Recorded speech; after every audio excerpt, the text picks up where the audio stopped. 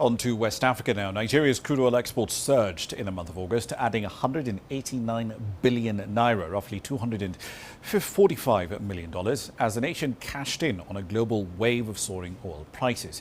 Crude output in Africa's top oil producer rose by nearly 2.9 million barrels last month compared to July, according to data released by OPEC. As Kelechi Mekalamna reports, however, despite that boost in August, Nigeria's oil output has actually been fluctuating a fair bit, and that's raised concern among industry experts. In August 2023, Nigeria's earnings from the export of crude oil, excluding condensates, grew by 188.7 billion naira, or approximately $245 million, as a result of an increase in production of the commodity by both foreign and domestic sector players.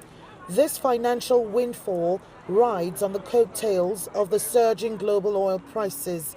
But experts worry that the excitement within the industry may be short-lived following Nigeria's subpar crude oil production and the government's huge spending. If the fund is well managed, if our output is high to a large extent, if we curtail the reduction in our production and effective physical management, I think we will derive enough benefit from the oil and gas industry. We need to also ask how much of the 188.7 that you're retaining ultimately. So even when price of crude goes up in the international market, yes, it reflects in helping the budget be operationalized. But yet, I'm not impressed, especially because the parameters for running a government have not been well situated. The only way it will impact the economy is that you delay your gratification. Nigeria heavily relies on crude oil, accounting for about 90% of its export revenue, but the nation struggles to meet its OPEC production targets. In August, daily production reached 1.18 million barrels per day, showing improvement compared to July's 1.08 million, but still trailing behind June's 1.25 million. Worries loom about Nigeria's ability to sustain and expand its output amid market volatility, logistical challenges, and security issues.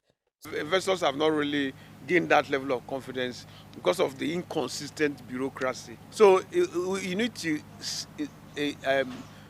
let investors know that that the climate is okay now, so for them to invest, for them to increase the oil well and increase production, so that there will be a wrap up in our production. And not only that, they equally, and if you quite, some of the oil infrastructure will have actually getting old. While Nigeria rakes in profits from crude exports, it expends significant resources importing refined petroleum products for its vast population of over 200 million. Though Nigeria boasts well-crafted policies for diversifying its income streams, the implementation is where the cracks appear.